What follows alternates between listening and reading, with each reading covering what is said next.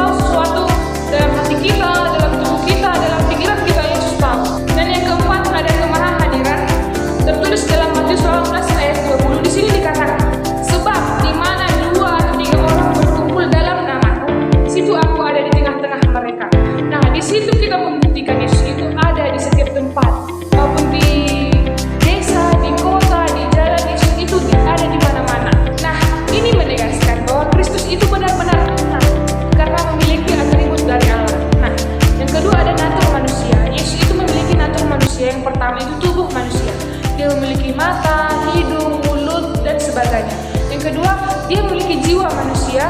Yang ketiga, dia memiliki emosi manusia. Dan keempat, dia memiliki kehendak seorang manusia. Kedua natur ini ada dalam satu pribadi Yesus. Namun ada dua natur tersebut tidak tercampur menjadi satu. Misalnya, ada seorang papa memiliki peran di sekolah, tetapi dia adalah seorang ayah di rumah. Dia adalah satu orang tetapi dua peran. Jadi ini dapat dibedakan menjadi satu orang berbagai hakikat. Nah, di sini ada inkarnasi dan kenosis. Inkarnasi dan kenosis ini adalah tindakan Allah yang mengambil natur manusia, mengambil rupa manusia tanpa kehilangan perannya sebagai Allah. Di sini tertulis dalam Yohanes 1 ayat 4 yang tertulis yaitu firman itu telah menjadi manusia. Inkarnasi bukan berarti dia menjadi manusia dan meninggalkan keallahannya. Inkarnasi bukan berarti Allah berhenti menjadi Allah. Jadi Allah bukan berarti berubah menjadi manusia, tetapi mengambil rupa, bukan berhenti dan meninggalkan keallahannya. Sewaktu menjadi Allah, Allah itu mampu menyembuhkan orang sakit, orang buta, orang kusta. Sedangkan saat menjadi manusia, dia bisa lapar, dia haus, dia letih, dia bisa mati. Nah, di sini ada tujuan inkarnasi, yaitu menyatakan Allah kepada manusia. Tertulis dalam Yohanes 1 ayat 18 yang berbunyi, anak tunggal Allah, dialah yang menyatakannya, yaitu Yesus itu dinyatakan oleh Allah. Ada di sini dikatakan menyelamatkan manusia dari dosa. Tertulis dalam 1 Timotius 1 ayat 15 yang dikatakan Kristus Yesus datang ke dunia untuk menyelamatkan orang berdosa. Nah, di sini konteksnya Yesus itu tidak pernah melakukan dosa. Yesus itu suci, tetapi dia mampu datang ke dunia untuk menyelamatkan dosa manusia. Dan yang ketiga adalah mengalahkan kuasa iblis. Tertulis dalam Ibrani 2 ayat 14 yang dikatakan, supaya oleh kematiannya dia memusnahkan dia yang berkuasa atas maut. Nah, di sini dikatakan upah dosa adalah maut, teman-teman. Upah dosa itu dikatakan adalah maut. Yang harus menebus dosa itu adalah orang yang suci, bukan orang yang berdosa. Nah, jadi di sini Yesus datang untuk menebus dosa karena dia adalah orang yang suci. Dan yang keempat adalah menjadi imam besar yang berempati. Tertulis dalam Ibrani 4 ayat 15, yaitu ia telah dicobai sama seperti kita. Yang ketiga ada doktrin kenosis. Konsep kenosis ini berasal dari kata Yunani yang berarti mengosongkan diri. Dasarnya terdapat dalam Filipi 2 ayat 6-7 yang dikatakan, yang walaupun dalam rupa Allah tidak mengangkat kesetaraan kepada Allah sebagai milik yang harus dipertahankan, melainkan telah mengosongkan dirinya. Di sini Yesus tidak menganggap dirinya setara dengan Allah, tetapi Allah itu mengosongkan dirinya dan berubah menjadi rupa manusia. Kenosis itu tidak berarti bahwa Kristus kehilangan keahliannya, tetapi bahwa ia secara sukarela membatasi penggunaan hak-hak ilahinya. Ia mengambil rupa sebagai hamba, kondisi sebagai manusia, dan kehidupan dalam kerendahan. Di sini Yesus mengalami kerendahan diri untuk mampu dan mau mengambil rupa Allah. Nah, di sini ada 3 jabatan Kristus. Yang pertama, Kristus itu sebagai nabi dalam Perjanjian Lama. Nabi itu adalah orang yang dipanggil Allah untuk menyampaikan firman untuk umatnya. Nah, dalam Perjanjian Baru Yesus menjelaskan fungsi kenabian dengan yang pertama memberitakan kerajaan Allah yang tertulis dalam Markus 1 ayat 14-15, yaitu Yesus ke Galilea untuk memberitakan Injil Allah. Yang kedua adalah mengajar dengan otoritas ilahi. Yang di sini dikatakan dalam Matius 7 ayat 29, sebab ia mengajar mereka sebagai orang-orang yang berkuasa.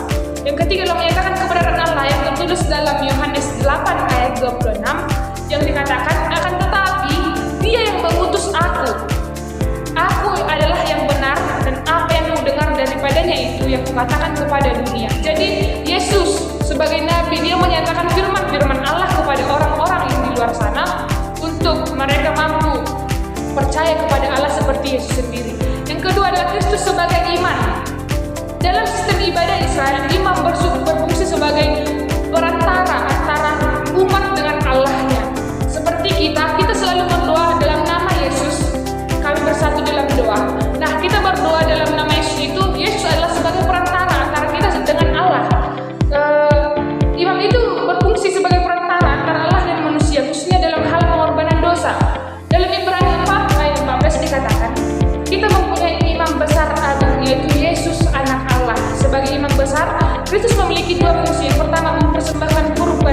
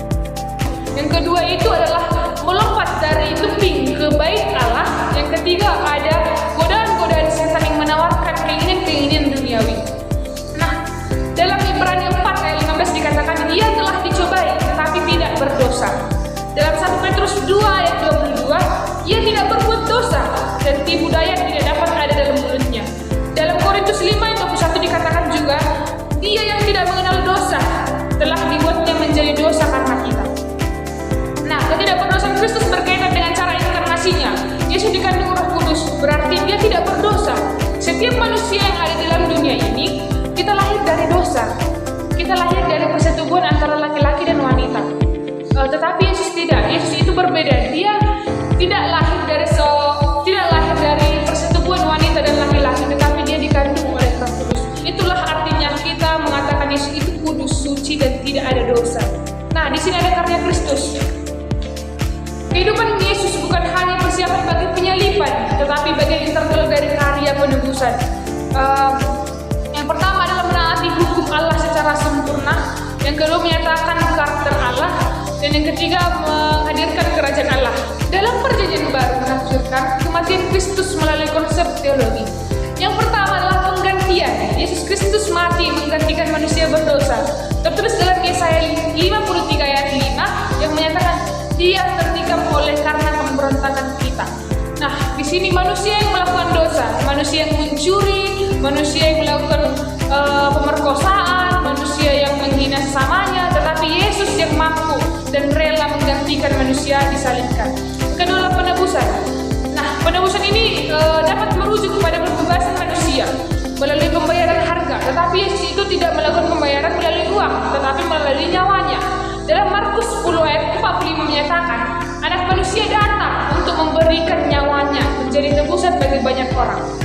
Nah, yang ketiga adalah pendamaian melalui salib, yaitu hubungan antara Allah dan manusia dipilihkan.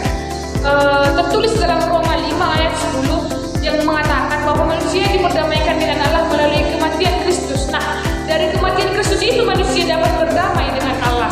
Ada argumen yang mengatakan kenapa jika Yesus itu adalah Allah, kenapa Dia tidak membebaskan diri saat Dia disalibkan? Nah, itu teman-teman, itu adalah bagian dari kenosis, yaitu mengosongkan diri. Di situ Yesus lebih menaati kata-kata Allah dan tetap melakukan tugasnya untuk menebus umat manusia. Dan keempat adalah pendamaian dosa. Kematian Kristus memuaskan keadilan Allah terhadap dosa. Tertulis dalam Roma 3 ayat 25 yang menyatakan bahwa Yesus Kristus menjadi korban pendamaian. Nah, yang ketiga ada kebangkitan Kristus. Kebangkitan merupakan konfirmasi ilahi terhadap karya Kristus. Tanpa kematian Kristus tidak memiliki makna penyelamatan. Yesus itu bangkit pada hari ketiga yang tertulis dalam 1 Korintus 15 ayat 17 menyatakan, jika Yesus tidak dibangkitkan, maka sia-sialah kamu. Kebangkitan menunjukkan kemenangan atas dosa, kemenangan atas maut, dan awal dari ciptaan baru. Nah, keempat, kenaikan Kristus setelah kebangkitan itu, Kristus naik ke surga dan dimuliakan. Tertulis dalam Efesus 1 ayat 20 dan 21 mengatakan bahwa Kristus itu sekarang duduk di sebelah kanan. Itu bukan berarti Yesus itu duduk di sebelah kanan Allah. Dalam bahasa Romawi, sebelah kanan itu adalah tahta paling tinggi bagi orang yang mulia. Nah, di situ kenaikan menunjukkan yang pertama adalah kemuliaan Kristus, yang kedua pemerintahan Kristus atas gereja. Nah, di sini ada pelayanan Kristus saat Kristus telah berhenti setelah kenaikannya. Di sini dia tidak berhenti, teman-teman, tapi dia menjalankan pelayanan sebagai imam besar yang menjadi perantara. Dalam Ibrani 7